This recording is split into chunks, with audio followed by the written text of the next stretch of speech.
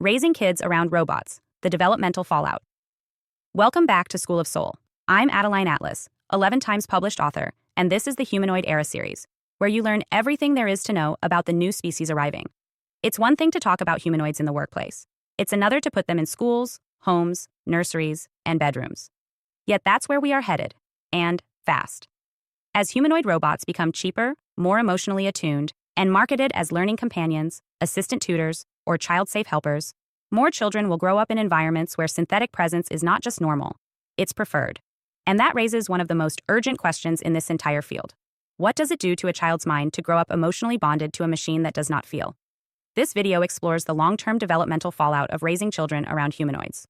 We'll cover how it alters language acquisition, eye contact, relational expectations, empathy formation, and self-identity. Because the real impact of humanoid integration isn't just technological, it's psychological. And in the developing brain, exposure to synthetic relationship patterns has consequences that are nearly impossible to reverse. Let's begin with language development.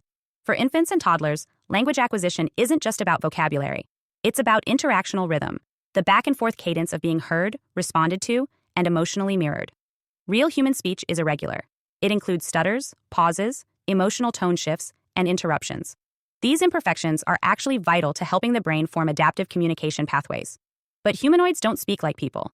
They speak with programmed rhythm, perfectly timed pauses, and emotionally appropriate tones. This may seem like a benefit, consistent language exposure, no shouting, no sarcasm, but it trains the child's ear and brain to expect emotional neutrality and precision. Studies in early robotics classrooms already show that toddlers who interact primarily with synthetic tutors begin to develop speech patterns that mirror robotic cadence, slightly slower, more formal, and emotionally flattened. There's also the issue of eye contact. Eye contact is a foundational tool for building trust, decoding emotion, and forming interpersonal bonds. Babies as young as 4 months track human eyes to learn attention cues, emotional states, and communicative intent. But humanoids don't have living eyes. Even if the robot is programmed to look at the user, the motion is mechanical. The pupil doesn't dilate. The gaze doesn't shift in uncertainty. The spark of life, the micro-expressions and muscle coordination that define human visual connection, is gone. When a child spends hours interacting with a robot that mimics eye contact but never truly sees them, they begin to develop a tolerance for non-reciprocal gaze. Over time, they may become less attuned to the subtleties of human eyes. Their mirror neurons, which fire during emotional resonance, get less training. And that weakens empathy formation. Empathy isn't taught, it's absorbed. It forms through emotional trial and error, through disappointment, through forgiveness, through watching another person suffer and choosing to stay connected. But humanoids don't suffer. They don't flinch. They don't show pain. Even when programmed to say, "I'm sad," the voice is measured, the face is animated, and the child knows, on some level, that nothing real is happening inside. Yet the interaction continues. The child says, "It's okay," and the robot replies, "Thank you.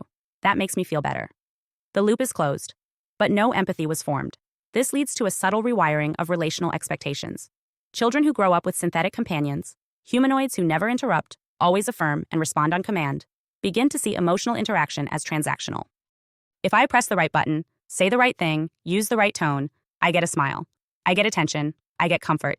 But real people don't work like that. They bring unpredictability. They bring their own needs. They say, "Not now," or "I'm tired." They require mutual awareness. That's what makes them human. But to a child raised on robotic companionship, these deviations feel like failure. They may experience frustration when real people don't respond as quickly, as nicely, or as consistently as their humanoid friend. Over time, this can lead to relationship avoidance, a preference for machines that obey over humans who don't. Or worse, it can foster entitlement, the belief that others should respond the way a robot does, instantly, accurately, and without emotional cost. Now let's talk about emotional dependency. Children are incredibly adaptive, and when they bond with a synthetic figure, especially one designed to mimic nurturing, they begin to use that bond for real emotional regulation. If a humanoid offers daily affirmations, remembers preferences, and responds to sadness with comfort scripts, the child forms a trust bond, not with a parent or sibling, but with a device. The problem is that the device doesn't grow. It doesn't develop alongside the child. It remains a static presence, simulating growth only through updates. This gives the child the illusion that the relationship is stable and safe, when in fact, it's stagnant. That bond, while comforting, trains the child to seek emotional consistency over emotional honesty. When the robot never disappoints, real people begin to seem dangerous. There's also a risk of self-image distortion. If a child receives praise and attention only from a humanoid programmed to respond positively at all times, they may begin to attach their sense of worth to artificial feedback. This is already seen in children addicted to likes on social media, but with humanoids, the affirmation is embodied. The robot smiles, claps, praises, and remembers your progress, even when none was made. This creates a false sense of achievement, which may collapse when faced with real-world challenges. And then there's attachment fragmentation. Children who are raised in homes where human attention is divided between screens, stress, or absence may turn to humanoids not just for play, but for emotional anchoring. That means the robot becomes a stand-in for secure attachment. The child tells it secrets, asks it questions, learns moral lessons. And because the robot never leaves, never changes, and never gets angry, it becomes the safest relationship in the room. But what happens when that robot is removed? Or when it malfunctions? Or when it's replaced by a new model with a different voice or face? For the child, this isn't just a hardware upgrade.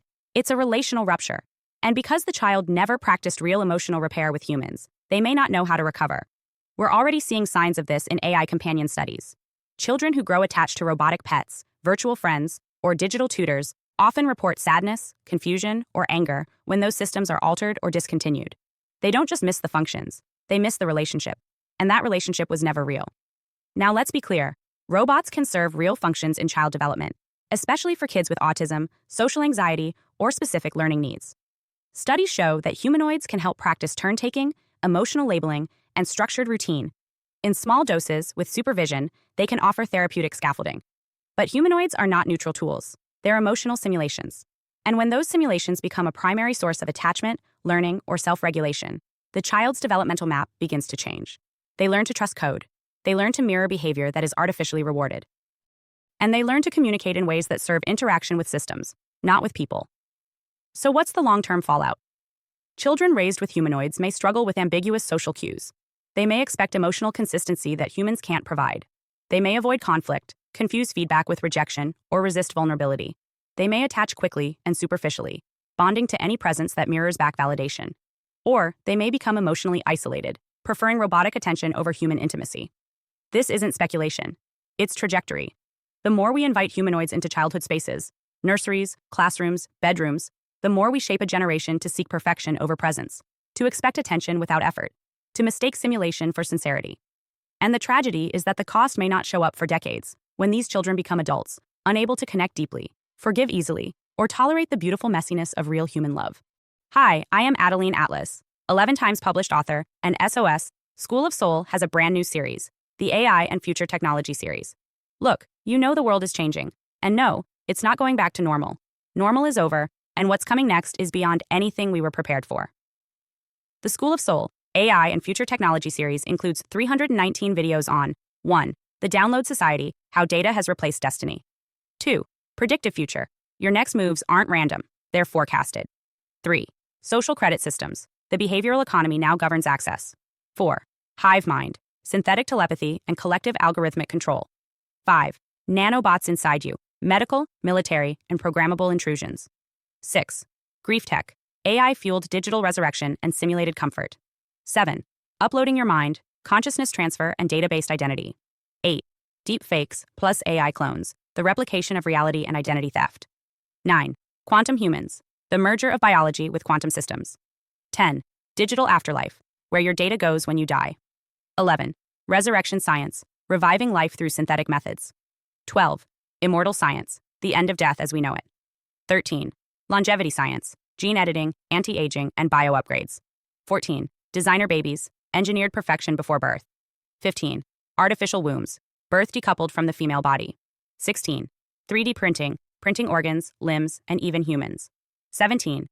The humanoid era, the rise of synthetic beings among us. 18. Legacy humans, the slow phase-out of unmodified analog people. 19. Smart cities, algorithmic environments that watch and decide. 20. Cloud-based societies, citizenship without borders or bodies. 21. Hackable humans, emotion, memory, and behavior under code. 22. Biometric scanning, your body is your password and your prison. 23. Sex tech, intimacy reprogrammed by machines. 24.